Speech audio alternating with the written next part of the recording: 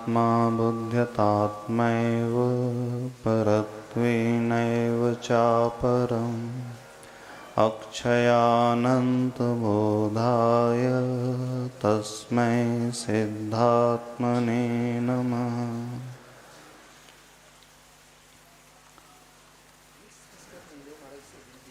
मंगलाचरण है। सिद्ध परमेष्टि के लिए नमस्कार किया गया है। कैसे हैं वे? जिन्होंने येन आत्मा अबुध्यत, आत्मैव, जिन्होंने आत्मा को आत्मा के रूप में ही जाना है। अपरम परत्वेन एव, और अपर यानी अन्य आत्मा को पर के रूप में जाना है। कैसी विशेषता है उन सिद्ध परमेष्टि की? अक्षय अनंत बोध को जिन्होंने प्राप्त किया है, तस्मै उन सिद्ध आत्मा के लिए नमस्कार हो। मैं नमस्कार करता हूँ। एक बार यह अनंत केवल ज्ञान प्राप्त हो जाता है तो उसका क्षय कभी नहीं होता है। अन्य मतों में भगवान का अवतार होता है, इस पृथ्वी लोक पे वे पुनः आ जाते हैं पापियों की संहार करने के लिए। ऐसा कहा जाता है, यदा यदा ही धर्मस्य ग्लानिर्भवति भारत। जब जब धर्म का नाश होगा, ग्लानि होगी, तब तब उन प्रभु को अवतार लेना पड़ता है। पर यहाँ पर कहा जा रहा है, जो एक बार अक्षय अनंत पद को पा जाता है तो उसका क्षय नहीं होता है, अर्थात वे पुनः उतर करके इस पृथ्वी मंडल पर नहीं आते हैं। यहाँ अवतारवाद नहीं होता है जैन धर्म में। हाँ, यहाँ इसी पृथ्वी में से कोई ऐसी आत्मा जब चारों तरफ पाप का तांडव होने लगता है तो अपनी विशुद्धि बढ़ा करके इतनी क्षमता को प्रकट कर लेता है कि उस पाप को नाश करने के लिए स्वयं ही भगवत पद को प्राप्त कर लेता है। ऊपर से भगवान को उतारने की आवश्यकता नहीं है, बल्कि इसी संसारी जीव के बीच में से रहते हुए एक जीव इतनी ऊंचाइयों को पा लेता है कि अपने कर्मों को क्षय करके उस पद को प्राप्त करके फिर अरिहंत बन जाता है और संसार में उन जीवों को उपदेश देता है मोक्ष मार्ग का, धर्म मार्ग का। और उस उपदेश को सुनकर के वे पाप मार्ग को छोड़ करके इस पुण्य धर्म मार्ग को अपना लेते हैं। दोनों ही मान्यताओं में बहुत अंतर है। अब इसका हिंदी पद्यानुवाद पढ़ लेते हैं जो आचार्य भगवान ने लिखा है। नीचे पेज नंबर 2 में वसंत तिल का छंद में है, जैसे भक्तामर है उसी लय में। जो जानते अपर को अपरात्म रूप, औ आत्म को सतत वे सब आत्म रूप। स्वामी अमीय अविनश्वर बोध धाम, हो बार बार उन सिद्धान को प्रणाम।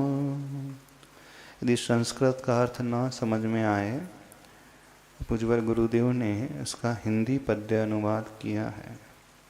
इस हिंदी पद्यानुवाद को पढ़ करके श्लोक के भाव बड़ी आसानी से समझ में आ जाते हैं। जो जानते अपर को अपरात्म रूप, अन्य को वह अन्य रूप में ही जानते हैं, और आत्मा को सतत आत्म रूप ही जानते हैं। स्वामी यानी वे प्रभु सिद्ध परमेष्टि कैसे हैं? अमेय अविनश्वर। ऊपर लिखा है अक्षय, उसका ही अनुवाद हो गया अविनश्वर, क्षय नहीं होगा। अनंत लिखा है ऊपर श्लोक में, यहाँ पर अमेय प्रयोग किया है, अर्थात जिसकी कोई सीमा नहीं है, असीम।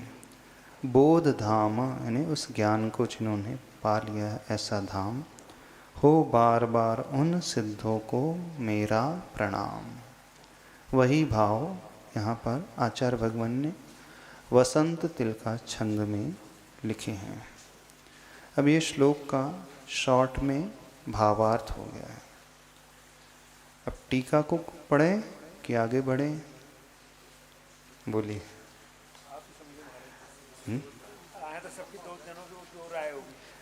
आप चाहो तो पहले हिंदी में इसकी व्याख्या पढ़ करके आ सकते हैं। जो अर्थभाष्य है उसी को हम फिर एक्सप्लेन कर दें। महाराज जी ने इसमें जो कुछ विशेषताएं बताई हैं, उन विशेषताओं को हम शॉर्ट में खोल देते हैं। केवली भगवान अथवा सिद्ध परमेष्टि व्यवहार नय से सर्वज्ञ होते हैं। नियमसार ग्रंथ में गाथा आती है, उसे महाराज श्री ने टीका में उद्धृत किया है। जानदि पश्यदि सर्वं व्यवहार नयन केवली भगवम, केवलनानि जानदि पश्यदि नियमेव अपानम। केवली भगवान व्यवहार नय से इस संसार को, समस्त जीव द्रव्यों आदि को, समस्त द्रव्यों को जानते हैं, लेकिन नियम से, निश्चय नय से वे मात्र अपनी ही आत्मा को जानने और देखने वाले होते हैं। अब यदि दुनिया को ही जानने और देखने में लगे रहें तो फिर अपने सुख का उपभोग कैसे होगा? वैसे संसारी और उनमें बहुत अंतर है। हम संसारी जब दूसरों को जानने देखने लगते हैं तो अपने से विमुख हो जाते हैं। अपना स्वाद हमें नहीं आता है, अपना आनंद छूट जाता है, हमारी ज्ञेयाकार परिणति हो जाती है, या यूं कहें ज्ञेयानुभूति हो जाती है। और एक होती है ज्ञानानुभूति। केवल भगवान, केवली भगवान की अनुभूति ज्ञानानुभूति होती है। वो भी कथनचित नहीं, आत्मानुभूति होती है। एक ज्ञेय की अनुभूति, एक ज्ञान की अनुभूति, एक आत्मा की अनुभूति। तो वे भगवान, केवली भगवान सिर्फ आत्मा का ही अनुभव करते हैं। जो ज्ञेय की अनुभूति होती है वो निमित्ताधीन अनुभूति होती है, निमित्त में वो डूब जाता है। ज्ञेय का अर्थ होता है जो भी हमें पदार्थ नजर आ रहे हैं, जानने योग्य पदार्थ। संसारी व्यक्ति ज्ञेय को देख करके ज्ञेय में लीन हो जाता है, निमित्त को देख करके निमित्त में डूब जाता है, वो अपने आप को भूल जाता है। एक उससे ऊपर के स्तर का, जिसे कहा जाता है अंतरात्मा, उसकी अनुभूति कथनचित ज्ञानानुभूति होती है। वो सही और गलत दोनों को जानता है। ज्ञेय को भी जानेगा तो ज्ञेयात्मक नहीं होगा, निमित्त से प्रभावित नहीं होगा, लेकिन प्रभावित न होते हुए भी वो अपने को छोड़ देगा, क्योंकि स्वयं का स्वाद उस समय उसे नहीं आएगा। लेकिन केवली भगवान की अनुभूति आत्मानुभूति, यानी आत्मा में ही वो लीन रहते हैं। संसार सारा उनके आत्मज्ञान में, केवल ज्ञान में झलकता है। हमें उस ओर उपयोग ले जाना पड़ता है और उनकी ज्ञान में वह रिफ्लेक्ट हो जाता है। कथनचित नहीं, किसमें? ज्ञानानुभूति में नहीं, सर्वज्ञ और आत्मज्ञ में बहुत भेद है। सर्वज्ञ ने सबको जान रहा है, सर्वम जानाति इति सर्वज्ञ। व्यवहार में ऐसे कथन होता है, वो सबको जानते हैं। जब नहीं जानते तो अपने ही आत्मा को है, उसमें लीन है, सब उसमें झलक जाते हैं। युगपत हो रहा है उनमें सब कुछ। हमारे जैसे नहीं कि हम पर को झलका रहे हैं तो उसमें लीन हो गए। निश्चय न से तो आत्मा में ही लीन है। कहाँ उन्हें दूसरों के पीछे पड़े हैं। वो अपने अव्याभाद गुण से सही थे, उसी में डूबे, अनंत सुख में सही, उसी में लीन है। अपूर्व अपूर्व अनुभूति उनकी होती रहती है। हर क्षण का आनंद उनका अलग ही होता है।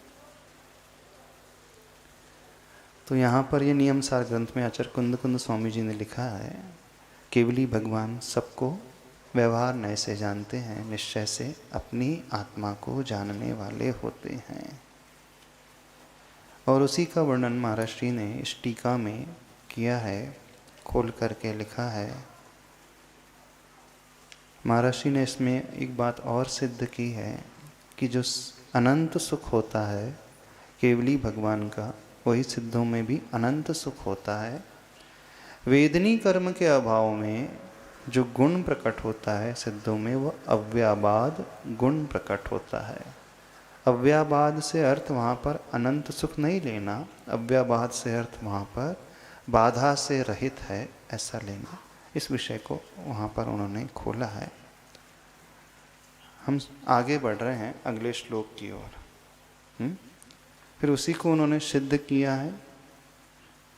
संसार विषयातीतम सिद्धानाम अव्ययम सुखम अव्याबाधम इति प्रोक्तम परमम परमर्षिभि।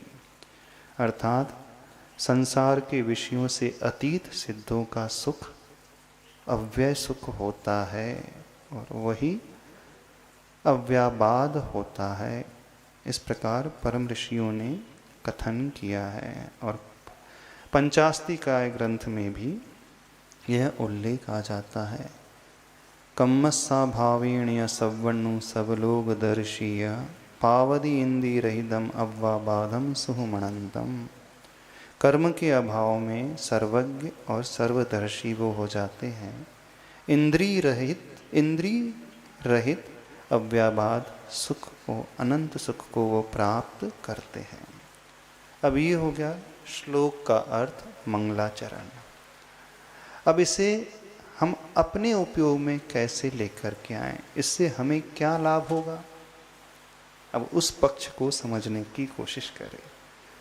अब जो अनंत सुख तो सिद्धों ने पा लिया है,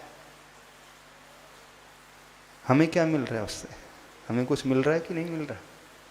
हाँ, उनके सुख से हमें कुछ भी प्राप्त नहीं होगा। उनकी अनुभूति से हमारी अनुभूति नहीं बदलेगी।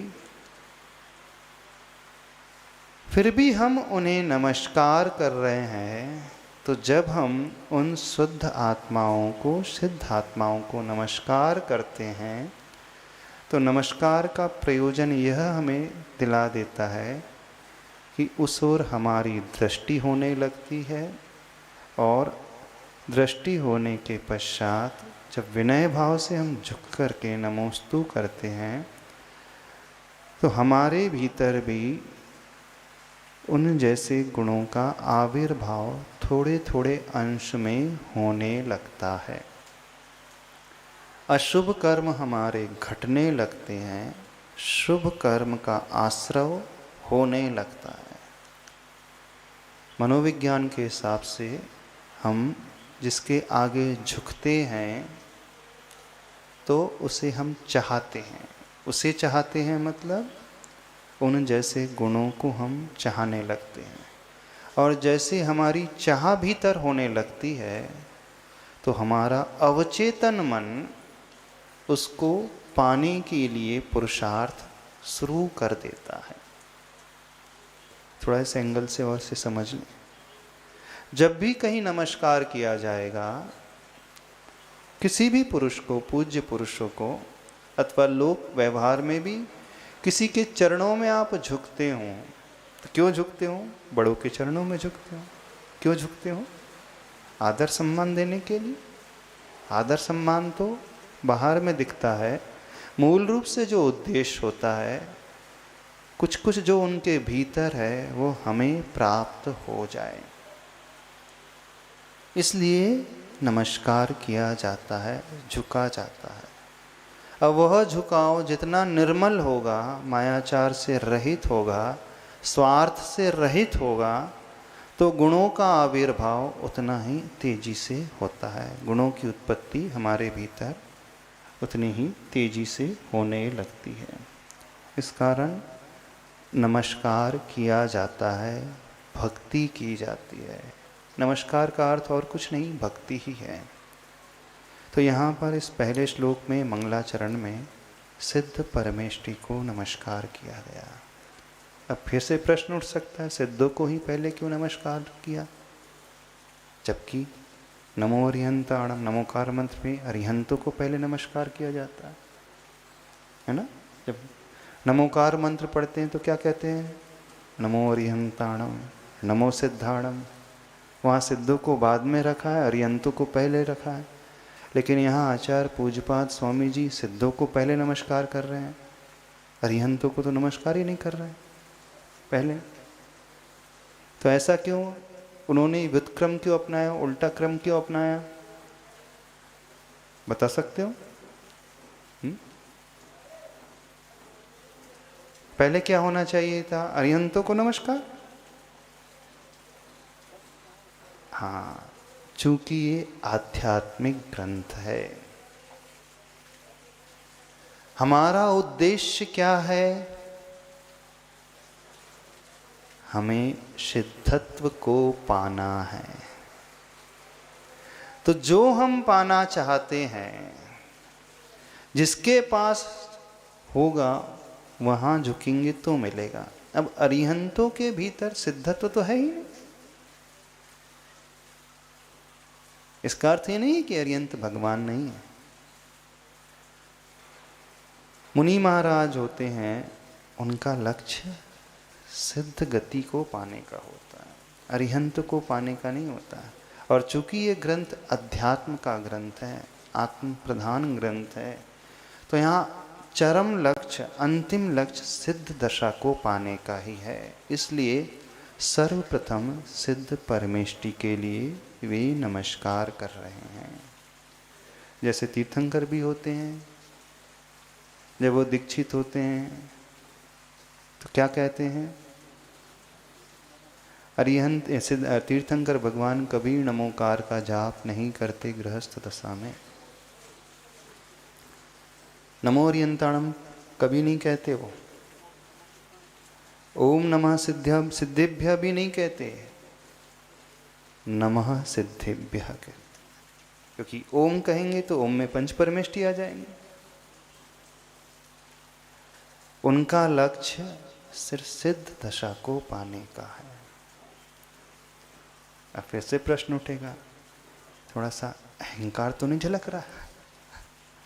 हो सकता है लोगों के मन में जिज्ञासा, तीर्थंकर भगवान गृहस्थ दशा में तो असंयमी है, और असंयमी यदि नमोकार मंत्र पढ़ ले तो क्या परेशानी? पर वो महापुरुष हैं, तीर्थंकर हैं, वो अपने फाइनल टारगेट को ही देखने वाले होते हैं, अंतिम लक्ष्य को ही चुनने वाले होते हैं, और सारी दृष्टि उनकी अंतिम लक्ष्य की ओर ही लगी रहती है।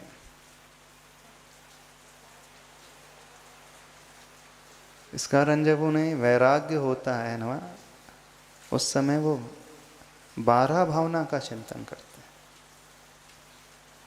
आत्म भावना का चिंतन करते हैं, अनित्यादि भावना से अपने आप को भरते हैं। वो भक्ति से नहीं भरते, क्योंकि भक्ति में सिर्फ पुण्य कर्म का आश्रय मुख्यता से होता है। वहां दृष्टि में कर्म निर्जरा नहीं रहती भक्ति में।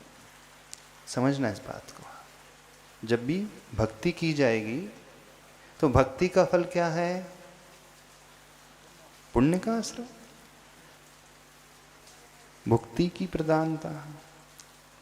क्रमशः मुक्ति भी मिलेगी, लेकिन साक्षात फल भक्ति का भोगो भोग की सामग्री, परंपरा से मुक्ति। तो तीर्थंकर भगवान अब वो बीच वाली स्टेज नहीं चाहते, वो फाइनल स्टेज चाहते हैं, इसलिए वो नमः सिद्धिभ्यः कहते हैं। चूंकि समाधि तंत्र ग्रंथ जो है द्रव्यानुयोग का ग्रंथ है मुख्यतः, तो यहां दृष्टि सिर्फ आत्मा की रहेगी। कौन सी आत्मा? शुद्ध को पाने की भावना करने वाली आत्मा। अब इस ग्रंथ में निमित्त को गौण कर दिया जाएगा। अध्यात्म ग्रंथ में गुरु को भी कैसा स्वीकारा जाता है? प्रेरक निमित्त नहीं, उदासीन निमित्त। गतिर धर्मास्ति कायवत। अब विचित्रता देखना, धर्म द्रव्य जो होता है वो गति में सहायक होता है, लेकिन जबरदस्ती वह प्रेरित नहीं करता चलने के लिए। गुरु कैसे होते हैं? धर्मास्ति कायवत होते हैं? बताइए आप लोग, क्या गुरु उदासीन निमित्त होते हैं? धर्म द्रव्य उदासीन निमित्त है। गुरु कैसे होते? उदासीन होते हैं। गुरु तो प्रेरक निमित्त होते हैं। गुरु हमें प्रेरणा देते हैं, गुरु दीक्षा देते हैं, प्रायश्चित देते हैं, शिक्षा देते हैं, डांटते भी हैं, दंड भी देते हैं, चलना भी सिखाते हैं। अब फिर भी अध्यात्म ग्रंथों में, स्टोपदेश में आचार्य पूज्यपाद स्वामी जी ने स्वयं लिखा है, निमित्त मात्र मन्यस्तु गतिर धर्मास्ति कायवत। गुरु आदि भी अब कोई गुरु नहीं, आत्मा एव आत्मनः गुरु। आत्मा ही आत्मा का गुरु है बस। जब इसे पढ़ते तो उद्दंडता सी लगती है ना, अभिमान सा लगता है, ऐसा लगता तो है ना, गुरु को ही भुलाया जा रहा है।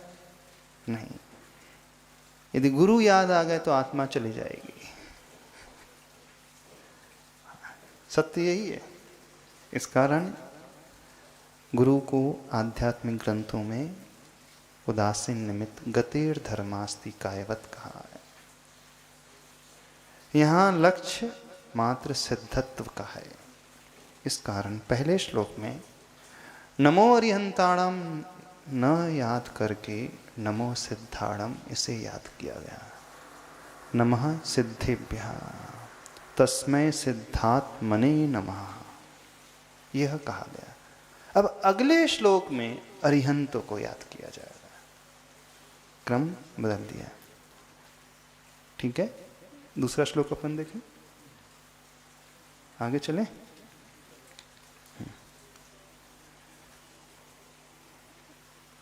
अथ तीर्थंकर परम देव स्वरूपाख्यानम अनेक विशेषण विशिष्टम प्रस्तुतुम आहा। तीर्थंकर परम देव के स्वरूप का आख्यान करने जा रहे हैं। उन्हें भी नमस्कार किया जाएगा, पर कैसे नमस्कार किया जा रहा है तीर्थंकरों को? अनेक विशेषण से विशिष्ट तीर्थंकरों को नमस्कार किया जाएगा। भक्ति करना सीख लें। विशेषण विशिष्ट भक्ति ही फलदायी होती है, और प्राय हर व्यक्ति विशेषण रहित भक्ति करता है, सामान्य भक्ति करता है। जब भी अपने पूज्य को याद करता है तो सामान्य तरीके से है।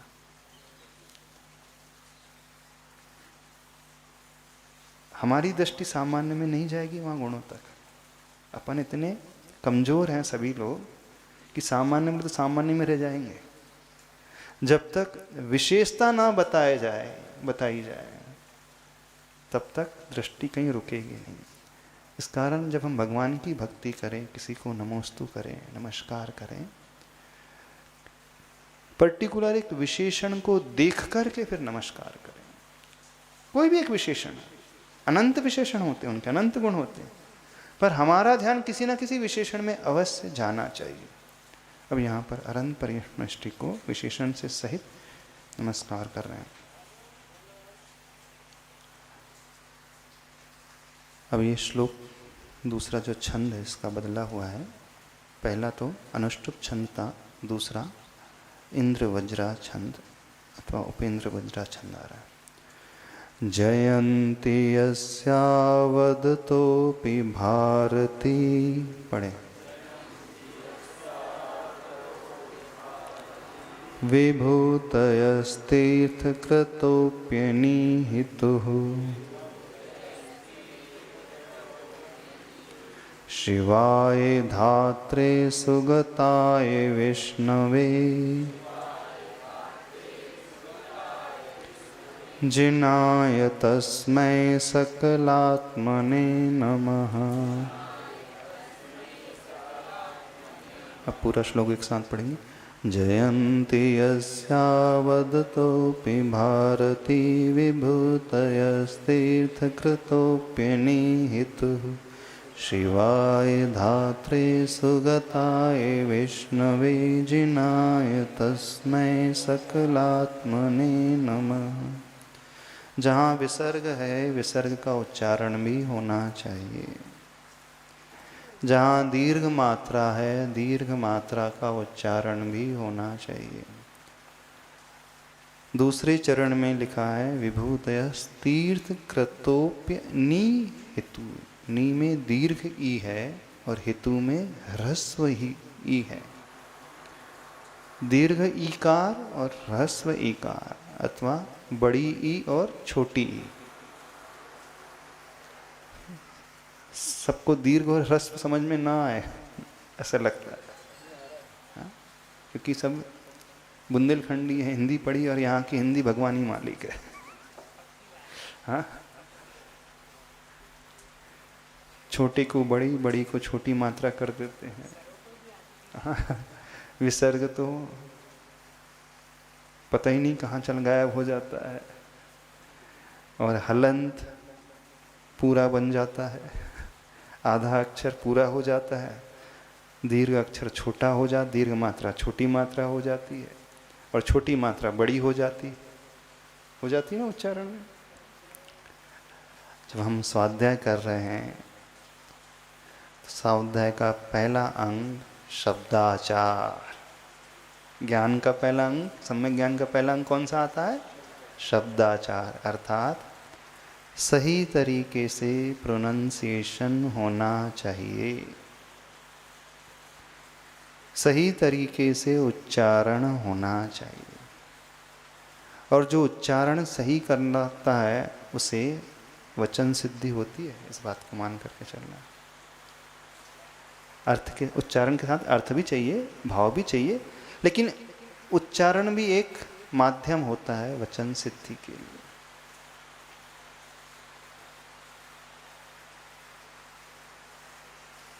तो जिनका उच्चारण नहीं है प्रॉपर, उसे सुधार लें। अब इस दूसरे श्लोक में कौन सी क्रिया आ रही है पहले देखें। नमः, अंत में क्या आया? नमस्कार कर रहा हूं। हाँ, अच्छा, क्या बताना? छोटी बड़ी? अरे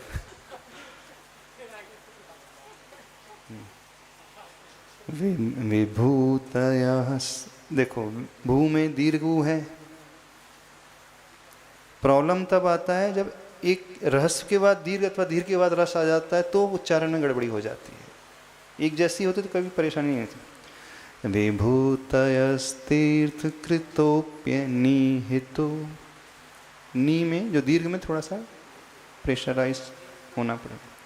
विभूतयस्तीर्थकृतोप्यनिहितो, फिर नी में जोड़ देना पड़ेगा, फिर ही में ह्रस्व मात्रा है तो जोड़ बिल्कुल नहीं देना। तो वो कैसा हो जाता सबका? विभूतयस्तीर्थकृतोप्यनिहितो, नी में छोटी ही मात्रा निकलती प्राय सबकी, क्योंकि बाद में भी छोटी मात्रा है, ही में भी छोटी है, तो पढ़ते सब जब जल्दी पढ़ते तो कैसा निकल जाए?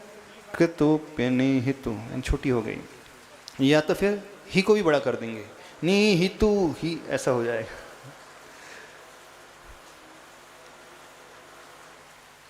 जो सही उच्चारण करता है मात्रा का, अब उसका एक दूसरा एस्पेक्ट बताते हैं, उसका कंट्रोल अपने माइंड में बहुत अच्छा रहता है, क्योंकि इंस्टेंटली उसे अपने आप को बदलना है। कहाँ दीर्घ कहाँ ह्रस्व, तो जिसका कंट्रोल अपने मस्तिष्क में रहेगा वही कर पाएगा। कॉम्पिटिटिव एग्जाम में कुछ लॉजिकल प्रश्न आते हैं, क्वेश्चंस आते हैं, स्पीडली क्वेश्चन के आंसर लिखना पड़ता है। तो यदि हम उच्चारण सुधार लेंगे तो उसका सबसे बड़ा लाभ होगा, हमारा संयम हमारे कंट्रोल में हो जाएगा। कितना हमें तेजी से बढ़ना और कब हमें रुकना है, बिना मस्तिष्क को ट्रेन किए हो नहीं सकता। तो विभूतयस्तीर्थ कृतोप्यनिहितुः, इस कारण उच्चारण से सिद्धि होती है, ऐसे नहीं कह रहे। कई लोगों को लगता है उच्चारण करने में सिद्धि कैसे हो जाएगी। उच्चारण में सिद्धि ऐसे होती है, व्यक्ति को ये पता है कि कब तेज, कब कम, कब रुकना, कब श्वास को लेकर के देखना है।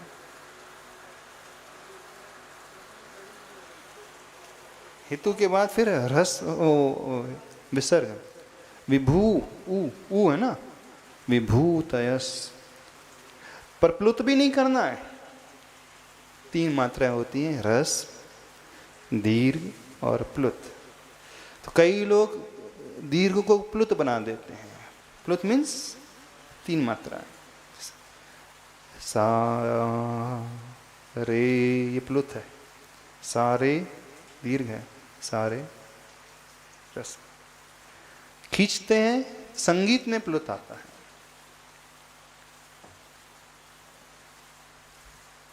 समझ में आ रहा है, नहीं समझ में आ रहा? उच्चारण विधि, जब जब कोई व्यक्ति संस्कृत के श्लोक को कोई गाने में फिट करने की कोशिश करता है, भजन में फिट करने की कोशिश करता है, तो वहाँ सब कुछ गड़बड़ हो जाता है। या तो वो रस को दीर्घ करेगा अथवा दीर्घ को प्लुत बनाएगा, उसके बिना वो हो ही नहीं सकता। क्योंकि जिस छंद में रचा गया है उसकी ध्वनि उसी प्रकार की हो सकती है, अन्य प्रकार से हो नहीं सकती। अब कोई उसे भजन में फिट करना चाह रहा है, जितने संगीतकार गीतकार होते ना, देखो अपवित्र पवित्र, वो भगवान मालिक कहाँ ले जाके खींच करके ले चले जाते हैं। उनका उद्देश्य भजन की लय में लाना उस श्लोक को नहीं, फिर उसमें विसर्ग नहीं निकल पाएगा ज़्यादा उसमें। तो जयन्ति यस्यावदतोऽपि भारती विभूतयस्तीर्थकृतोऽप्यनिहितुः, शिवाय धात्रे सुगताय विष्णवे जिनाय तस्मै सकलात्मने नमः। एक और समस्या है स के उच्चारण की। 3 स है, एक दंती सा, एक तालव्य सा, एक मूर्धन्य सा। दंती सा मतलब सड़क का सा जिसे आप बोलते हैं, तालव्य सा मतलब शक्कर का सा, और मूर्धन्य सा मतलब षटकोण का सा। यहाँ पे भी बहुत मिस्टेक हो जाती है। विष्णवे में मूर्धन्य श है, सकलात्मने में दंती सा। दंती सा का अर्थ होता है हमारी जिह्वा दांत को टच करेगी। स बोलो, सड़क बोलो, सड़क, तो दांत कौन से दांत को टच करेगी? नीचे वाले स। शक्कर बोलो, तो जीभ कहाँ टच कर रही है? अपर जाओ, ऊपर के ताले को। श। श बोलो, जीभ और टिस्ट हो जाएगी, मूर्धा को अंदर और टिस्ट हो जाएगी, तो वहां से श। तो जब तक उच्चारण स्थान का ज्ञान नहीं होगा, सही उच्चारण नहीं निकल सकता। हमें पता होना चाहिए कि उस अक्षर के उच्चारण कहाँ से होता है।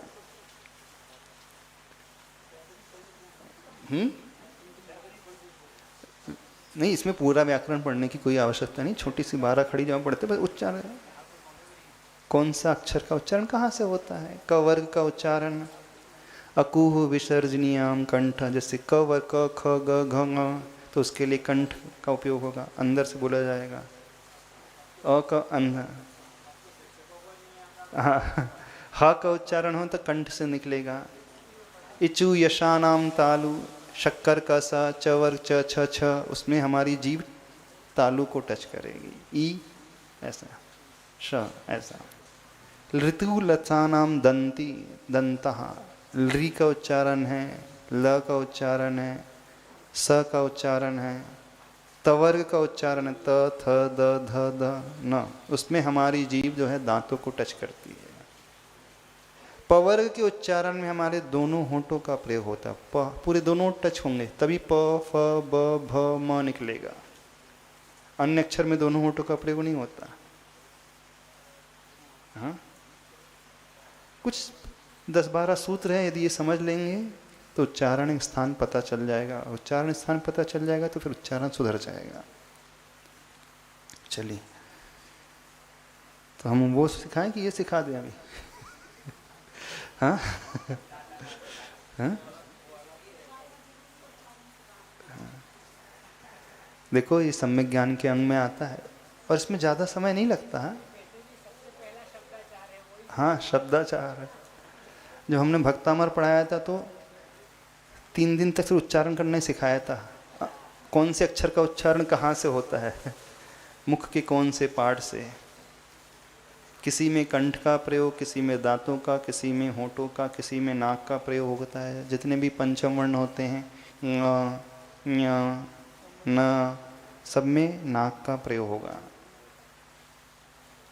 क ख ग घ ङ, च छ ज झ ञ, नाक का प्रयोग होगा। ट ठ ड ढ ण, त थ द ध न, प फ ब भ म, ऐसा 4, इससे ही उच्चारण। ठीक है, इसके अर्थ को देख लें अपन। हाँ, जयंती, देखो इसमें क्रिया जो है सबसे अंतिम चरण में नमस्कार किया जा रहा है। किसे नमस्कार किया जा रहा है, प्रश्न उठेगा तो फिर लिखा है, रिवर्स चलेंगे तो समझ में आ जाएगा। सकल आत्मने, उस आत्मा को नमस्कार किया जा रहा है जो सकल है।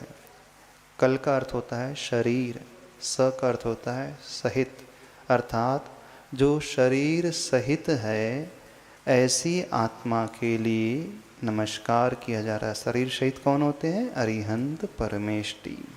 सिद्ध परमेष्टि कैसे हैं, विकल परमात्मा, अकल परमात्मा।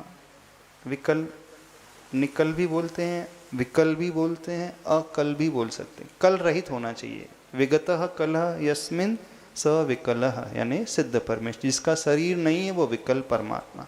हिंदी में एक भक्ति आती है ना, स्तुति आती है, सकल। सकल का दूसरा अर्थ होता है संपूर्ण, और सकल का एक अर्थ होता है कल सहित, यानी शरीर सहित सो सकल। तो यहाँ जो सकल है वो शरीर सहित लिखा। सकल आत्मने नम, उन सकल यानी शरीर सहित आत्मा के लिए नमस्कार है। तस्मै ने उनके लिए। अब उनके लिए हम नमस्कार कर रहे हैं तो कौन से विशेषण हैं, विशेषणों का यहाँ पर वर्णन किया गया है। शिवाय, धात्रे, सुगताय, विष्णवे, जिनाय, ये नाम भी हैं और उनके विशेषण भी हैं। क्या नाम, शिव, शिव कहो, धाता कहो, सुगत कहो, विष्णु कहो, जिन कहो, सब अरिहंत परमेष्टि के नाम हैं। शिव, धाता मतलब ब्रह्मा, विष्णु मतलब वही, सुगत कहो यानी बुद्ध, और जिन, सब एक अर्थवाची है। अब देखिए विशेषता, बुद्ध, वीर, जिन, हरिहर, ब्रह्मा या उसको स्वाधीन कहो, ये सब अरिहंत परमेष्टि के ही नाम हैं। ऐसा नहीं, शिव भी धाता, तो शिव किसे कहते हैं, शिव का अर्थ होता है कल्याण करने वाला, जो कल्याण, धात्रा, धाता अर्थात पैदा करने वाले ब्रह्मा, विष्णु पालन करने वाले, धाता अर्थात देने वाले, सुगत यानी जिनका ज्ञान पूरा अच्छा है, सुष्टु गतः पूरे लोक में जिनका ज्ञान फैल चुका है, बुद्ध जिनाए ये तो परिचित हैं, जिन्होंने अपनी आत्मा को जीत लिया है। तो शिवाय धात्रे सुगताय विष्णवे जिनाय तस्मै सकलात्मने नमः। ये हो गया अंतिम 2 चरण का अर्थ। अब प्रथम 2 चरण का अर्थ भी लगा लें, शब्दार्थ पहले समझ लें। जयंती जयवंत हो, जब अपन जयकारा लगाते हैं तो जय कहना भी अपने आप में गुणानुवाद होता है। जयकार हो, जय हो, जय हो, जय जय हो, ये उनकी पूजा है, भक्ति है। जयकार गति नहीं, गत का गमलरी धातु है। गमलरी धातु जो होती है ज्ञान के अर्थ में प्रयोग होती है। गत यानी जिन्होंने जान लिया है। बुद्ध का एक नाम सुगत भी है ना। तो वो चतुर्थी विभक्ति संस्कृत में हो गई। सुगता यानी उन ज्ञानी के लिए, जिनाए उन जिनेन्द्र भगवान के लिए। जब आर्घ्य चढ़ाते हैं ना, जिनेन्द्राय, मुनिन्द्राय, जिनाय, बाद में यह लग रहा है ना चतुर्थी विभक्ति में, ने उनके लिए। हिंदी में समझ ना, जन्म जरा मृत्यु पार्श्वनाथ जिनेन्द्राय जलम निर्वपामी, मुनिन्द्राय, सब में ये लगा चौथी विभक्ति जो है के लिए। जल चढ़ाते हैं, चंदन चढ़ाते हैं, द्रव्य चढ़ाते हैं, अर्घ्य चढ़ाते हैं, जो भी है। तो पूरा जब भी नमस्कार किया जाएगा उसमें चतुर्थी विभक्ति का ही प्रयोग होता है। नमः ये अव्यय पद है संस्कृत व्याकरण के अनुसार। नमः जिनाय नमः, ऐसा। जयंती जयवंत हो, क्या?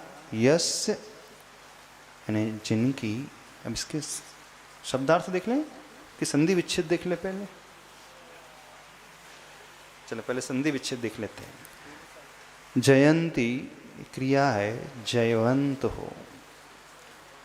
यस्य अवदतो अपि, 3 शब्द हैं, 3 शब्द मिलकर के क्या बन गया? यस्यावदतो पि।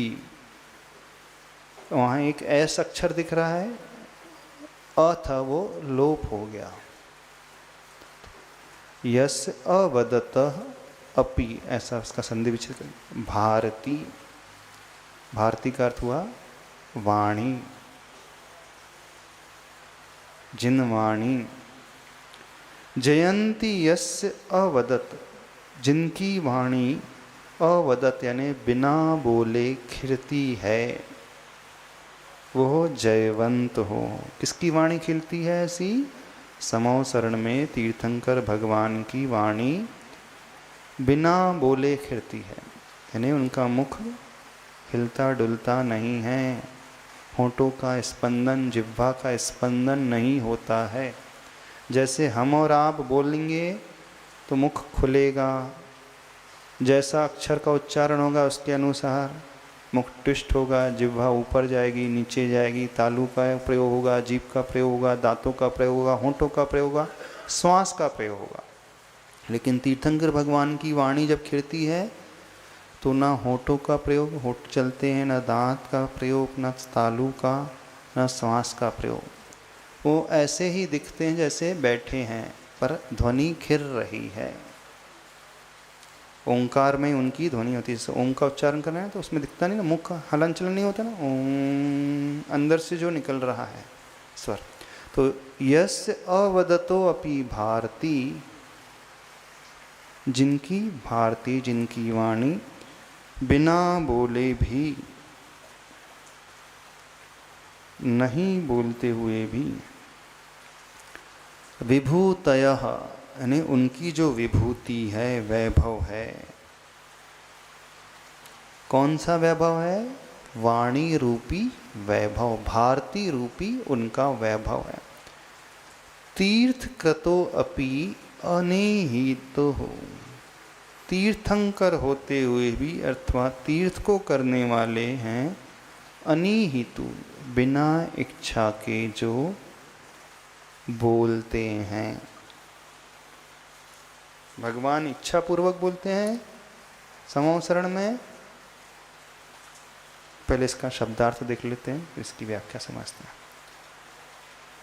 तो जयंती शब्द का अर्थ है जयवंत हो, यस्य यानी जिसकी, अवदतः यानी बिना बोलते हुए, अपि यानी भी, भारती का अर्थ हुआ वाणी, विभूति विभूतयः यानी वैभव विभूति, फिर विसर्ग का वह स हो गया, तीर्थकृतः, अपि यहाँ पर भी संधि हो गई, तीर्थकृतः अपि अनिहितो। तो क्या अर्थ हुआ, यस्य यानी जिनकी वाणी, जो नहीं बोलते हुए भी बोलते हैं, ऐसे तीर्थंकर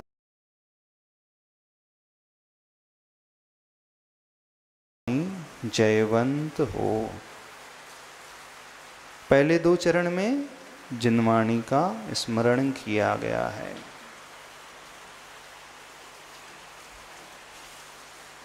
फिर उसके बाद अगले दो चरण में अरिहंत भगवान को नमस्कार किया। तो क्या हो गए, देव आ गए और शास्त्र आ गए। जिनवाणी का अर्थ क्या हुआ, शास्त्र।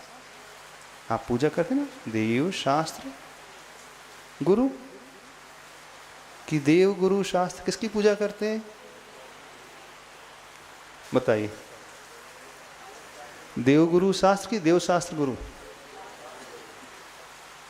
रोज पूजा करते हो आप लोग?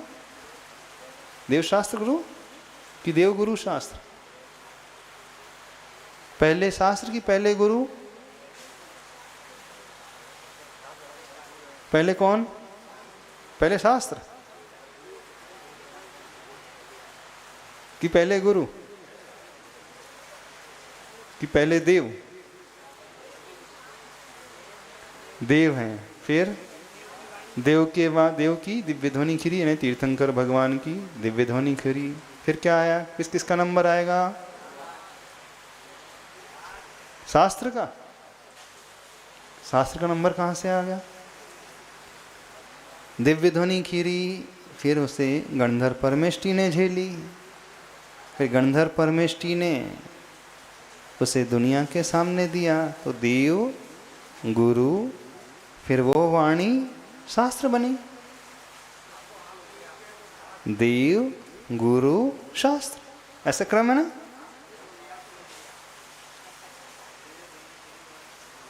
दिव्य ध्वनि खिरी, नहीं नहीं, वाणी से हमें डायरेक्ट कहाँ मिलती है? जब तक गणधर ना हो, तो गुरु ना हो तो वाणी कहाँ तक पहुँच, कैसे पहुँची हम तक? बिना गुरु के वाणी नहीं पहुँचती है। गुरु की आवश्यकता है कि नहीं? तो शास्त्र से पहले गुरु की, गुरु से पहले शास्त्र। बताइए। हाँ, तो शास्त्र कहाँ से मिले? गुरु से। तो देव से तो मिले, देव से ट्रांसफर होकर के गुरु तक आए, गुरु से ट्रांसफर होकर के फिर शास्त्र बने, वाणी आई। चैनल कैसे चलता है? भगवान से जो वाणी खिरी, उन्हें गणधर ने झेली, फिर गणधर ने सबके लिए सुनाई। वीर हिमाचल ते निकली, गुरु गौतम के मुख कुंड धरे, ऐसी है ना?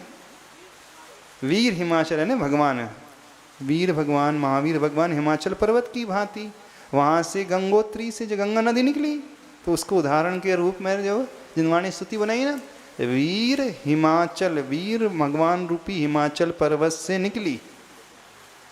फिर कौन से कुंड में आई? गौतम स्वामी गणधर रूपी कुंड ने उसे झेली। फिर गौतम स्वामी जी ने दुनिया के सामने दी। तो देव गुरु शास्त्र, ऐसी क्रम है? नहीं है ऐसा क्रम। तो कैसा क्रम है बताओ?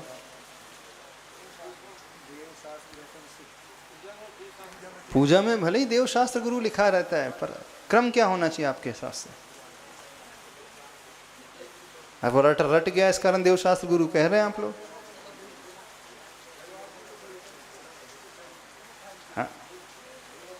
पर क्रम तो वैसे ही होना चाहिए, देव गुरु शास्त्र। हाँ क्या बोल रहे साधु शर्मा जी? हम माइक दो उनको, एक माइक रखो एक। हाँ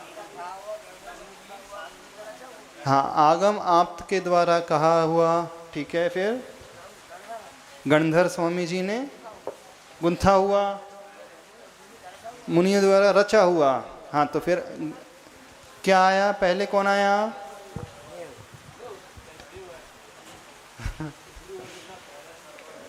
पहले सर्वज्ञ देव आ गए, फिर उनकी वाणी खिरी तो गुरु आ गए, फिर गुरु के बाद शास्त्र है। देखो स्वाध्याय सागर जी भी ऐसे ही बोल रहे।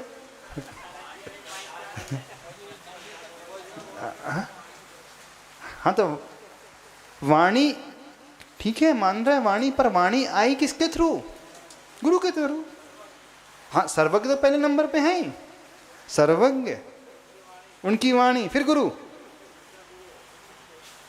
तो फिर हमने डायरेक्ट वाणी झेल ली, गुरु की आवश्यकता ही नहीं थी, तो फिर कैसे झेली? हाँ जिन, हाँ तो वही तो गुरु की आवश्यकता होगी ना। गुरु से वाणी हम तक आई, तो देव गुरु शास्त्र।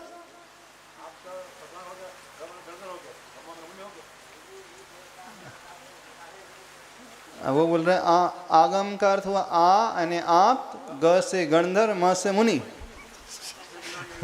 ये इनकी भी परिभाषा है। हाँ आप्त, गणधर और मुनि।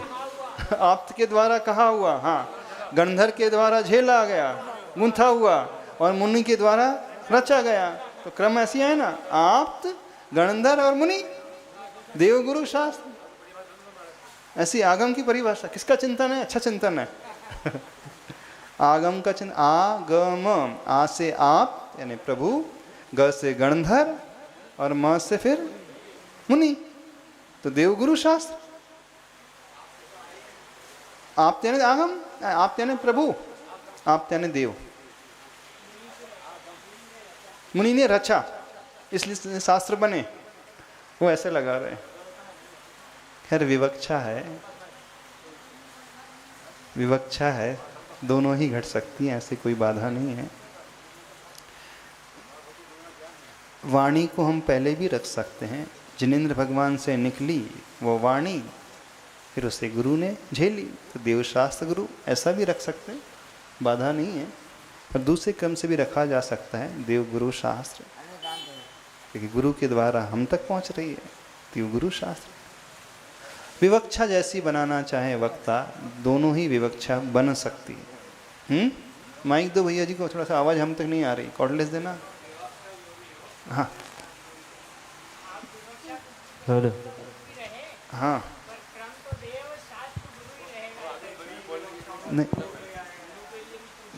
क्या कह रहे हैं भैया जी? हाँ क्या कह रहे हैं आप? हाँ आवाज़ नहीं आई है, बोलिए, क्लियर हो जाएगा सबको। विवक्षा बना सकते हैं, हाँ पर क्रम देव शास्त्र गुरु ही रहेगा। क्यों लगा दिया आपने? ही मत लगाइए। हाँ क्रम के लिए जो कहा, हाँ, क्रम वही वो है। भी रख सकते हैं और यह भी रख सकते हैं। अब मुख्यता जिनकी देना हो वैसे, हाँ तो दोनों ही रखा जा सकता है, गुरु को भी रखा जा हाँ, सकता तो ही नहीं लगाए है ना, गुरु के लिए भी तो कहा है। हाँ बलिहारी गुरु आपकी गोविंद दियो बनाए, बताए नहीं बनाए। हाँ, अच्छा श्री बोलते गोविंद दियो बनाए, बताए नहीं बनाए। हाँ ठीक है, दोनों बातें हैं वहाँ पर भी। तो वहाँ गुरु की मुख्यता कही है। गुरु गोविंद दो खड़े काके लागू पाए, बलिहारी गुरु आपकी गोविंद दियो बताए नहीं। अच्छा श्री बोलते बनाए, गुरु गोविंद बना देते हैं। बोले ऐसा करना चाहिए। ऐसा भी हो सकता है, वह भी ठीक है। हाँ आचार्य भगवान का चिंतन बहुत अच्छा है। तो यहाँ पर इस श्लोक में सर्वप्रथम जयवंत कहा जा रहा है। किसके लिए जयवंत कहा जा रहा है? वाणी के लिए नहीं कहा जा रहा है, तीर्थंकर भगवान के लिए कहा जा रहा है। और विशेषता क्या बताई तीर्थंकर भगवान की, कि जो नहीं बोलते हुए भी बिना इच्छा पूर्वक उपदेश दिव्य ध्वनि के रूप में दे देते हैं, ऐसे वे तीर्थंकर जयवंत हो। इसमें सिर्फ विशेषता ही बताई है। कौन सी विशेषता? हम सब बोलते हैं, फिर शब्द निकलते हैं, पर तीर्थंकर भगवान बोल नहीं रहे फिर भी निकल रहे हैं। हमारे मन में इच्छा पैदा पहले होती है बोलने की, इसे मैं उपदेश दूं, इसे सुनाऊं, इसे समझाऊं, पर अरिहंत परमेष्टि तो तीर्थंकर की इच्छा नहीं होती है। बिना इच्छा के वह उपदेश देते हैं। नीचे के चरण में फिर क्या बताया है? उनके नाम अथवा उनकी विशेषता। शिवाय, धात्रे, सुगताय, विष्णवे, जिनाय, तस्मै सकल आत्मने नमः। ठीक है, समय हो गया, इतनी रखें। आचार्य श्री का पद्यानुवाद पढ़ लेते हैं। सम्माननीय जिनकी वह भारती है, अत्यंत तीर्थ कर संपत्ति शोभती है। धाता महेश शिव सौगत नामधारी, वंदो उन्हें जिनप जो जग आर्त हारी। बोले देवादिदेव श्री महावीर भगवान।